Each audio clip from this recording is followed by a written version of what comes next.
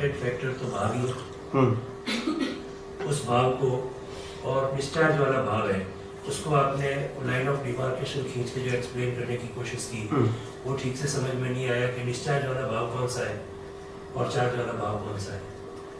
Discharge वाला भाव जो मैंने बताया है वो ये बताया, जो भाव इस भव के साथ, इस बर्थ के साथ जुड़ा हुआ है, वो सब भाव डिस्चार्ज रिजल्ट में आए या न भी आए। इसका क्या मतलब? सब भाव इसी भव से तो जुड़े हुए जो बात है। फिर भी हर भाव रिजल्ट में आना जरूरी नहीं है।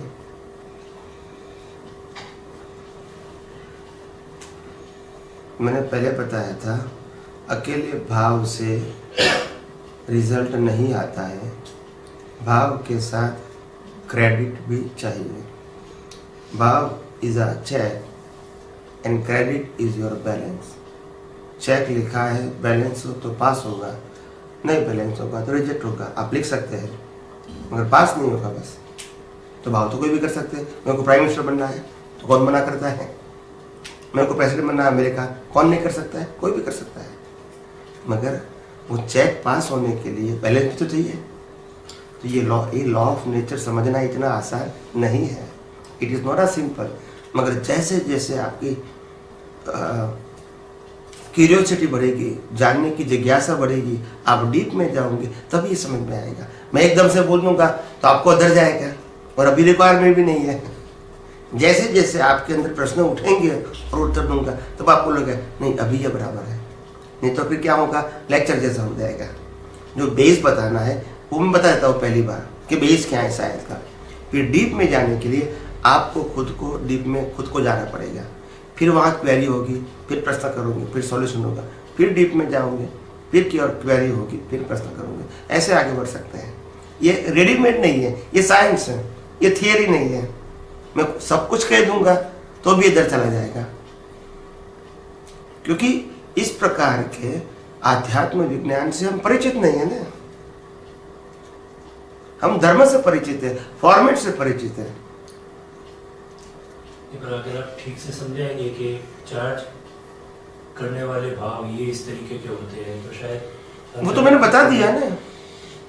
चार्ज भाव हो, एग्जांपल देकर समझाया सर, एक दो तीन एग्जांपल देकर समझाइए ताकि सबको समझ में आ जाए। चार्ज भाव का मतलब होता है जो भाव, जैसे अभी आप चार्टर्ड अकाउंटेंट हो गए और आपको पैसा भी मिलता है आपकी पोस्ट के क्वालिफिकेशन के मुताबिक, फिर भी लगता है कि मेरा फ्रेंड था वो तो ग्रेजुएट हो गया, बिजनेस किया और अभी जलसा करता है और मेरे को तो यहाँ रिस्पॉन्सिबिलिटी आ गई, ऑफिस से बाहर ही निकल सकता हूँ, क्लाइंट को चेक करना, ये करना, इससे अच्छा तो बिजनेस करता तो अच्छा था। तो यानी परिस्थिति के आधार से 10, 15, 20 साल की आपकी प्रैक्टिस के बाद आप सोचते हैं कि इससे बेटर बिजनेस है। अभी बिजनेस करने वाला नहीं है, आपने यू चेंज योर विजन। मगर आपने सार निकाला कंपैरिजन करके, आप समझे? ऐसे हर व्यक्ति करते हैं, हर लोग पढ़ाई करते हैं, फिर कहते हैं मेरे को यहाँ तक पढ़ना चाहिए, फिर पढ़ा भी, फिर आगे बढ़ा, फिर मालूम है कि इससे अच्छा तो मैंने ये किया तो अच्छा है, मगर अभी क्या करेंगे? हर व्यक्ति परिस्थिति सार निकल आई है। मैंने उस टाइम में सोचा कि ये डिस्चार्ज वाला भाग हुआ है, ये चार्ज वाला भाग है। सार निकाला वो चार्ज वाला है और फील अनुभव किया प्रोसेस वो डिस्चार्ज है। सार निकालना ही तो लाइव भाग होता है, तभी तो वो कंक्लूजन निकाल के कुछ सर्जन करेगा ना। सफरिंग वाला भाग तो डिस्चार्ज है, वो मैकेनिकल पार्ट है, उसमें प्रोसेस नहीं होता है। अनुभव किया, देखा ये सब, और उसके बाद मेरे दिमाग में ख्याल आया, थॉट आया, विचार आया, जो भाव कहेंगे कि नहीं मेरे को नहीं मालूम के इससे तो मैंने ये बीकॉम ही किया होता, व्यापारी बन गया होता तो बहुत पैसा मिलता है। तो ये आप कहते हो ये डिस्चार्ज नहीं है और ये चार्ज, ये एग्जैक्ट लाइन आप खींचते हैं कि ये डिस्चार्ज नहीं है। ये आपके लाइव मन, बुद्धि, चित्त, अहंकार के अंदर प्रोसेस हुई एक अनुभव, डिस्चार्ज प्रोसेस का अनुभव। इसमें से आपने खुद ने सार निकाला, has per your thinking ability, has per your बुद्धि। हर व्यक्ति इक्वल सोच होती है ऐसा जरूरी नहीं है। ये तो मैं एग्जाम्पल देता हूँ, किसी की और भी की सोच हो सकती है, मगर कहने का मतलब इस प्रकार से वर्तमान परिस्थिति के आधार से वो सार निकाल के 10, 15, 20 साल अनुभव करते, फिर सार निकाल के कहते नहीं ऐसा होता तो अच्छा था। तो ये वर्थ की बात नहीं है। हर व्यक्ति अपने जीवन में सार निकालती है, और वो तो समय समय पे निकालती है। ये तो मैं एग्जाम्पल दे रहा हूँ। शादी करते फिर भी सार निकालेंगे, ऐसा नहीं ऐसा होगा तो अच्छा होगा। बिजनेस में, एजुकेशन में, पढ़ाई में, समाज के अंदर, खेलने में, सब में हर व्यक्ति सार निकालती है और कॉज बना देती है, सार निकालती है और कॉज बना देती है। और ये जो सार निकालते हैं ये पुरुषार्थ कहा जाता है। और पुरुषार्थ का मतलब है कि जैसा वो चाहे उसकी फ्री विल के हिसाब से सार निकाल सकता है, पुरुषार्थ कर सकता है। क्या यहाँ पे वाकई फ्री विल है, पुरुषार्थ है, या सार निकालने की प्रोसेस भी जैसे ये मनोवचन काया से जो भुगतते हैं, कंट्रोल्ड है, जैसा उदय में आना है वैसे आता है, वैसे सार भी जैसे निकलने वाला था वैसे ही सार निकलता है। नहीं, बताओ मैं आपको। सार निकालना, इसमें 3 बात आती है। पिछले अवतार का आपका डेवलपमेंट जो लेके आए, लेवल ऑफ योर डेवलपमेंट जो लेकर आए, करंट सिचुएशन जो आपकी अभी है, और इस बर्थ में मिला हुआ ज्ञान, ये तीनों से सार निकलता है। Not only the one evidence. आप समझे ना, ये तीनों से निकलता है। डेवलपमेंट कितना है उसके मुताबिक ये संजोग को समझने में हेल्प मिलता है, और अभी जो ज्ञान मिला उसमें ऐड होके फिर सार निकालते हैं। ये तीनों को मिला के एकदम से नहीं होता है। ये जो आप कहते हो, और परिवर्तन भी कर सकते हैं इसमें। परिवर्तन कर सकते हो। अभी आपने सार निकाल के कॉज डाले, उसमें परिवर्तन भी कर सकते हैं, करेक्शन जिसको बोलते हैं, कभी भी कर सकते हैं। आप यहाँ पे कहते हो कि ऐसे पुरुषार्थ करके आप कॉज का क्रिएशन करते हो, वहाँ पे आप इंडिपेंडेंट हो, आपकी फ्री विल है, आप जैसे चाहो वैसे कॉज बना सकते हो और उसमें करेक्शन कर सकते हो। आप जैसे ही कुछ अलग ज्ञानी, क्योंकि आप ज्ञानी हो, आपके विजन में ही आता है, आपने ये ज्ञान दिया, ऐसे ही कुछ दूसरे ज्ञानियों ने कुछ इसमें थोड़ी सी अलग तरीके की बात की, जो मैं आपसे जानना चाहता हूँ कि उसमें और जो आप कह रहे हो उसमें फर्क मेरे को नजर आता है, वो वाकई फर्क है या नहीं है, क्या मैं गलत समझ रहा हूँ या सही समझ रहा हूँ। वो ये कहते हैं कि आपका जैसा अगला इसके बाद वाला बर्थ जैसा होने वाला है, उसके हिसाब से आपको भाव आते हैं। जैसा भाव होने वाला है उस हिसाब से भाव आते हैं, उस हिसाब से आप कॉज डालते हो, आपकी वहां पे भी फ्रीडम नहीं है। ओके। कि ये पूरा का पूरा जैसे, और उसके लिए वो 1-2 ये जैनिज्म में दिगंबरों की बात है। एक कहानी जैसे वो कहते हैं कि भगवान ऋषभ देव थे और भगवान महावीर स्वामी थे, वो पहले तीर्थंकर थे, ये 24वें तीर्थंकर। भगवान महावीर स्वामी का जीव उस सभा में हाजिर था जो उनका पोता था, और वहां पे उन्होंने कहा कि ये 24वां तीर्थंकर बनेगा। जब उन्होंने 24वां तीर्थंकर बनेगा कहा, तब तक उनके लाखों जन्म होने बाकी थे, और उन्होंने तीर्थंकर कर्म का बीज भी नहीं डाला था, जो उन्होंने महावीर बनने के 3 या 4 जन्म पहले डाला था। तो उनको इतने पहले किस तरीके से ऋषभ देव को पता चल गया कि ये इतने लाखों जन्मों के बाद बीज डालेगा और 24वां तीर्थंकर इस 24 का बनेगा, इतना उनके विजन में आ गया। फिर तो उस मरीची के जीव की कहीं फ्रीडम थी नहीं, ऐसा होना था, उस हिसाब से हुआ, भाव आता गया, भाव बनता गया, आगे चलता गया, और आखिर में एग्जैक्ट टाइम पे जाके उसको तीर्थंकर गोत्र का बीज पड़ा और वो महावीर हो गया। शास्त्रों के आधार से 27 भाव बताए हैं, मरीची के भाव से महावीर तक के 27 भाव बताए हैं। नए साल के वहां से लेके 27 बताए, मरीची के वहां से गिने होते तो प्रॉब्लम नहीं था।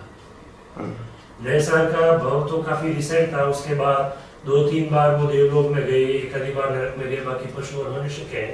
मरीची के वहां से तो मेरे हिसाब से लाखों जन्म हुए होंगे, नए साल से 27 बताए। इसके लिए ये जो कॉन्ट्रास्ट वो समझ में नहीं आता है, कॉन्ट्रडिक्शन। बताओ मैं आपको, नहीं सब समझ में आता है।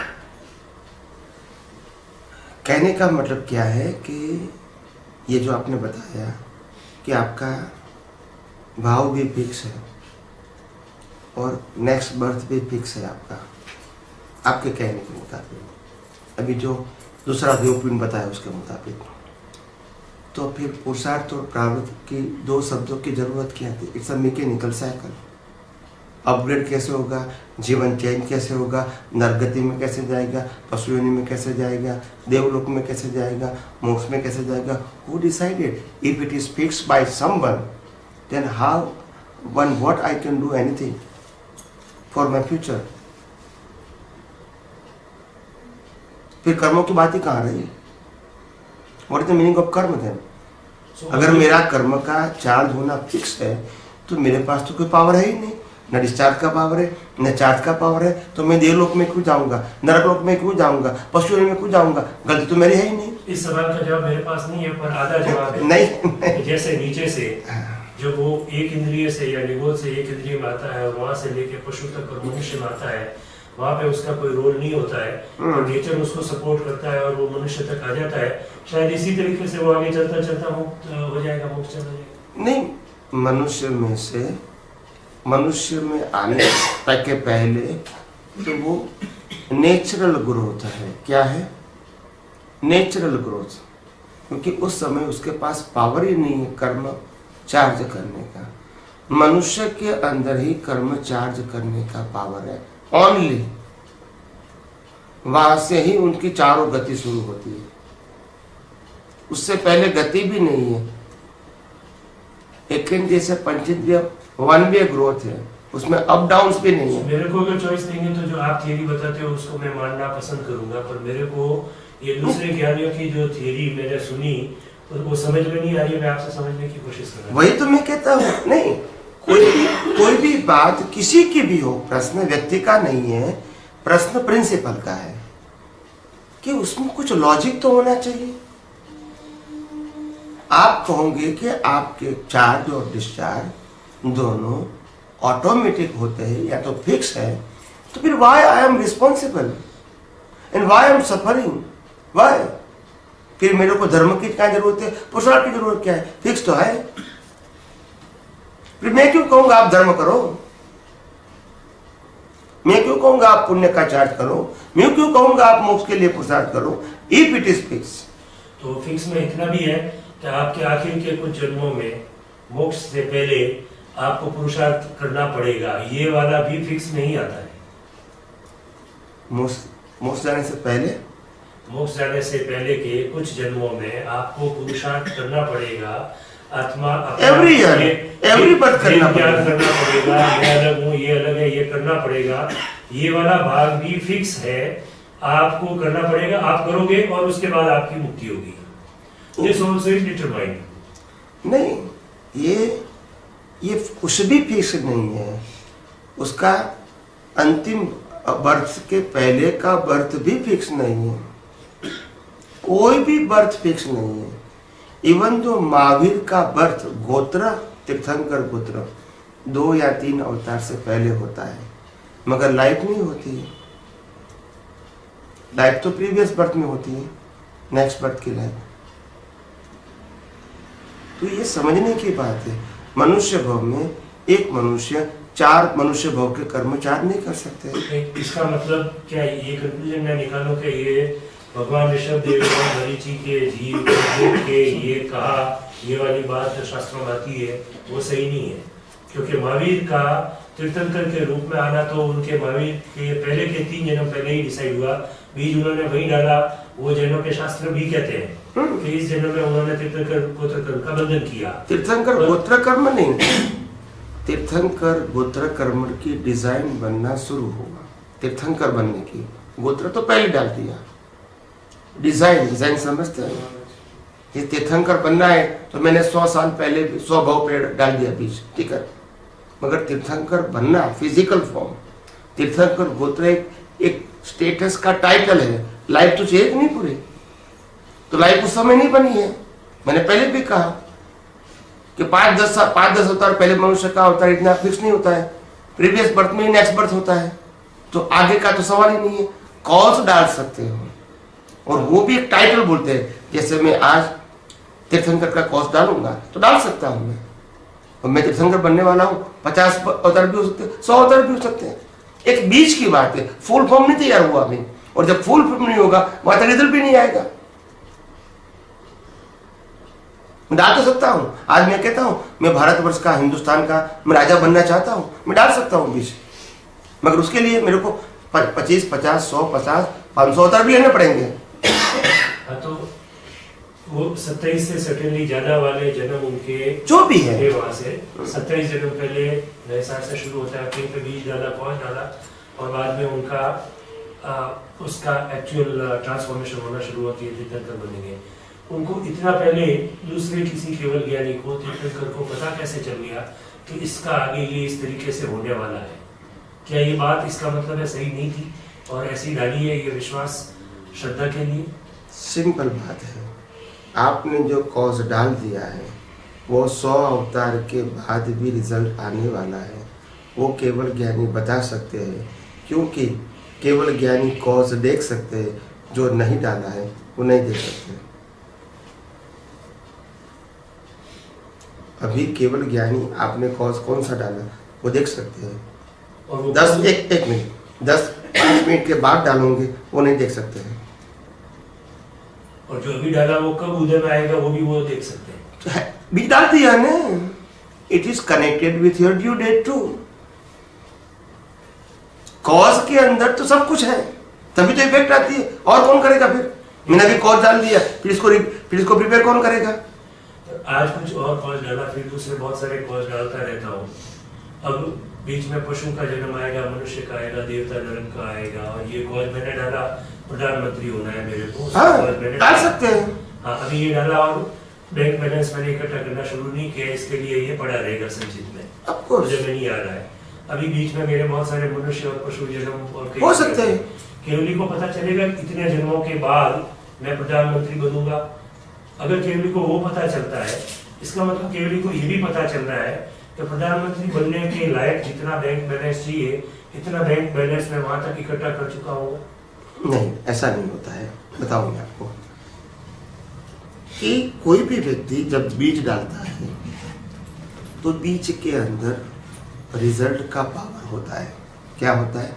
रिजल्ट का पावर। मगर ये रिजल्ट का पावर के अंदर जितने भी आप बर्थ लेंगे तो बर्थ फिक्स नहीं होता है, रिजल्ट की लेंथ फिक्स है। इसमें आप 1 बर्थ भी ले सकते हैं, 1000 बर्थ भी ले सकते हैं, जो 1 सेकंड का भी हो सकता है, 1 लाख साल का भी हो सकता है। Birth is not counting but the length of your cause and effect is counting. जैसे आज मैंने कोई कॉज किया तो हो सकता है 10 लाख साल के बाद वो बैठ ले तो मैं देख सकता हूँ, मगर 10 लाख साल के अंदर आप कितने बर्थ लेंगे, कौन से कॉज चार्ज करोगे, डिसाइड करोगे, वो मैं नहीं बता सकता हूँ, क्योंकि चार्ज किया ही नहीं है ना आपने। जो मैंने बीज डाला अभी वो केवल ज्ञानी बता सकते हैं, मगर एक कॉज का इफेक्ट आने का ड्यू डेट बता दिया, बीच में क्या होता है वो नहीं बताएंगे। इसलिए मैंने प्रिंसिपल कहा है सत्संग में भी कि जितने भी आपने कॉज डाले हैं वो बता सकते हैं, मगर जो कॉज डाला ही नहीं है वो केवल ज्ञानी भी नहीं बता सकते हैं। डाला ही नहीं तो फिर तो कहने का मतलब प्रिंसिपल ये समझो, cause and effect is a दोनों सेपरेट टाइटल। आप समझे ना? और आपके पास पुरुषार्थ करने की स्वतंत्रता है, रिजल्ट में स्वतंत्रता नहीं है, वो आपके हाथ में भी नहीं है। हम तो खास कुछ पुरुषार्थ करते नहीं है, अपने आप से ही भाव आते हैं। आप जो कहते हो पुरुषार्थ करना है, ऐसे लगता है जैसे कोई एक स्पेशल एक्टिविटी करनी है जो हमने आज तक कभी की नहीं। हाँ, क्योंकि आज तक हमने जो पुरुषार्थ माना था वो तप, जप, पूजा पाठ, आरती, त्याग, उसको माना था, वो तो मेहनत वाली बात थी। यहाँ कोई मेहनत है नहीं। तो आपसे नहीं मिले उसके पहले हमने पुरुषार्थ नहीं किया, वैसा भी नहीं है। नहीं, आपने किया था ना, बिना पुरुषार्थ तो बर्थ कैसे होगा? रॉन्ग बिलीफ से है? रॉन्ग बिलीफ से किया। पुरुषार्थ करना तो कंपलसरी है ना, एक्सेप्ट द लास्ट बर्थ। ज्ञान का करो, ज्ञान का करो या विज्ञान का करो, पुरुषार्थ compulsory for the next birth. उसमें कोई ऑप्शन ही नहीं है आपके पास, आप पुरुषार्थ करोगे या ना करोगे वो ऑप्शन ही नहीं है। It is compulsory. कौन सा करना है वो डिपेंड, इट्स इंडिविजुअल मैटर। उसमें ऑप्शन नहीं है कि पुरुषार्थ करना है कि नहीं करना है। तो हर कोई मनुष्य सोच समझ के पुरुषार्थ करता है कि उससे भी वो पुरुषार्थ अपने आप ही हो जाता है। ऐसे बहुत अपनी मैंने 3 बात बताई ना, पिछले अवतार का डेवलपमेंट, वर्तमान संयोग और वर्तमान ज्ञान, ये 3 बात। अब नया ज्ञान अगर नहीं लिया तो ऑटो मोड में ही बगैर सोचे समझे लोगों का पुरुषार्थ होता रहता है। हर व्यक्ति को अपने संयोग के मुताबिक इस वर्ष में नया ज्ञान का मतलब आप आध्यात्मिक ज्ञान मन समझो। पैदा होने के बाद जो भी मिला वो सब नया ज्ञान ही है। उन्होंने पूरी दुनिया को देखी नहीं है, उसमें जो लेना चाहते वो ले सकते हैं ना, एनीथिंग दे कैन। इसमें कोई बड़ी बात थोड़ी है। तो एक दिन का बच्चा, मैं आध्यात्मिक ज्ञान की बात नहीं करता हूँ, एनी काइंड ऑफ कहता हूँ मैं। 1 साल का बच्चा, 1 महीने का बच्चा, उसने क्या ज्ञान लिया, वो किस तरीके से पुरुषार्थ करता है? हर व्यक्ति करता है। माता के गर्भ में से भी पुरुषार्थ हो रहा है, cause and effect, it's action and reaction. 1 साल के बच्चे से ज्यादा दिमाग होता है कुत्ते के पास, शेर के पास, हाथी के पास, घोड़े के पास।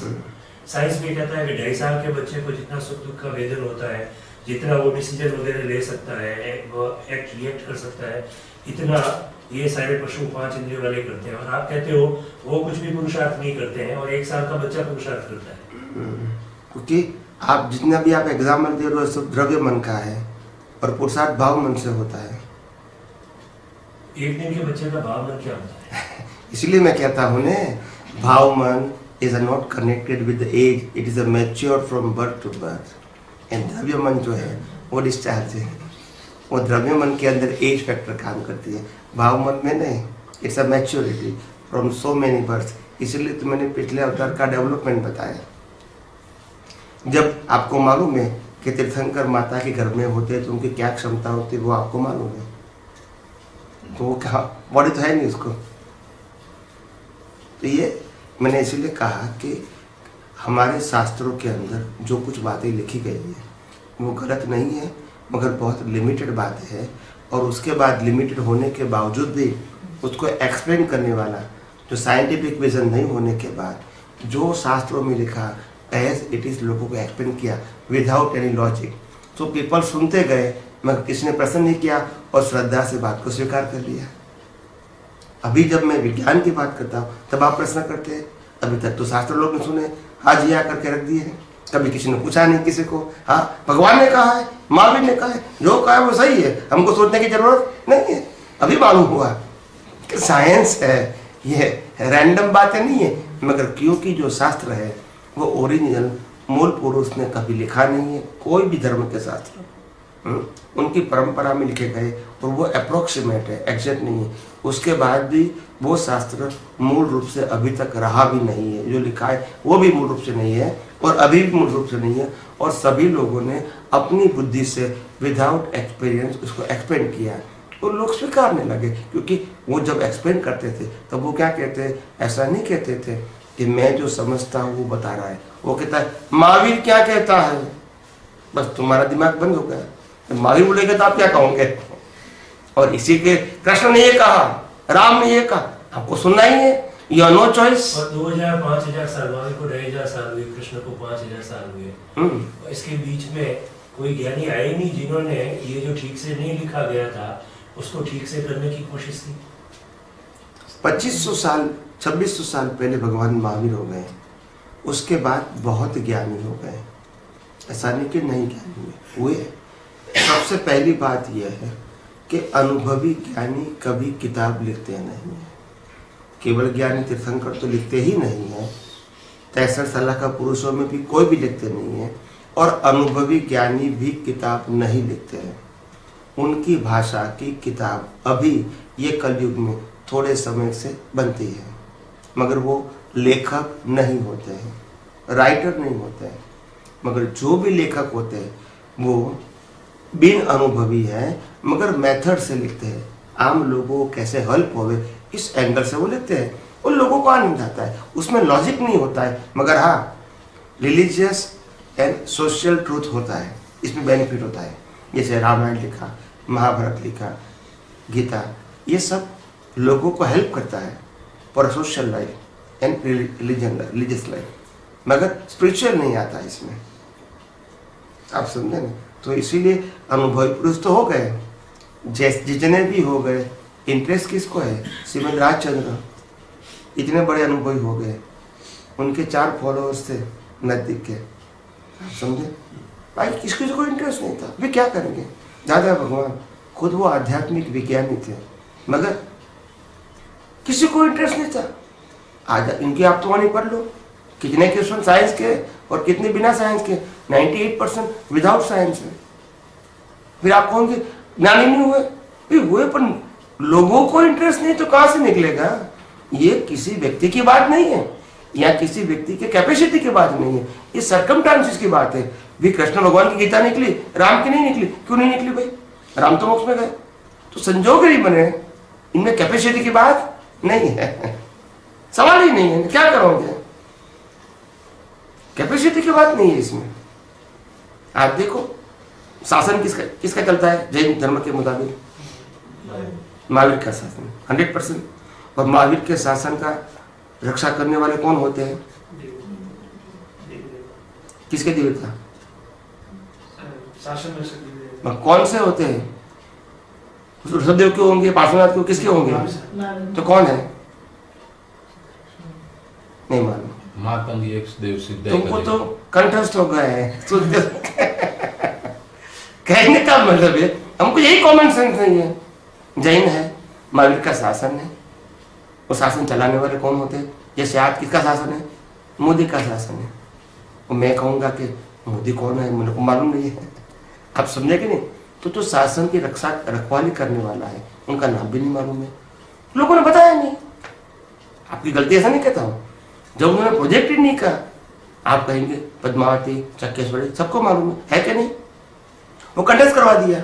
और जिसका शासन है, जिसके शासन चलाने की जिम्मेदारी है, उसका नाम तक नहीं बताते। यस और नो। अभी कोई व्यक्ति पूछेंगे कि आप कौन है, जैन हूं, किसका शासन है, महावीर का, उनका रक्षक कौन है, आई डोंट नो। तो लोग कहेंगे आपको फंडामेंटल, ये कोई बड़ी बात नहीं है, ये फंडामेंटल बात है कि शासन के रक्षक जो है उसका तो नाम होना चाहिए कि उसकी रक्षा में हम है। महावीर तो मोक्ष में गए, वो रक्षा करने के लिए आएंगे। तो ऐसी बहुत सारी, तो एग्जांपल दे रहा हूं, ऐसी बहुत सारी भाषा है जो नहीं प्रेजेंट करते हैं। नहीं क्यों करते वो जाने, हमारा सब्जेक्ट नहीं है, मैं तो आपको हाईलाइट करना चाहता हूँ। ऐसी बहुत सारी बातें हैं कि जो शास्त्रों में नहीं है और धर्म गुरुओं ने बताई भी नहीं है, उसको प्रेजेंट नहीं किया है। ऐसी बहुत सारी बातें हैं, मगर क्या करेंगे हम, इसके लिए कुछ भी नहीं कर सकते। हम तो यही कहेंगे जितना विज्ञान समझ में आता है वो समझ लो। ये साइंस मेरा नहीं है, ये यूनिवर्सल ट्रू साइंस है, ये साइंस तीर्थंकरों का भी नहीं है, आप समझे ना। ये लॉ ऑफ नेचर है, और सभी तीर्थंकरों ने और सभी केवलियों ने और सभी मोक्ष मार्गी जीवों को यही लॉ ऑफ नेचर का साइंस समझे बिना वितरागता प्रकट होना असंभव है। तो फिर भी एक सवाल तो रहता ही है, 2500 साल पहले महावीर हुए, बीच में थोड़े टाइम के लिए किताबें नहीं बढ़ी, पर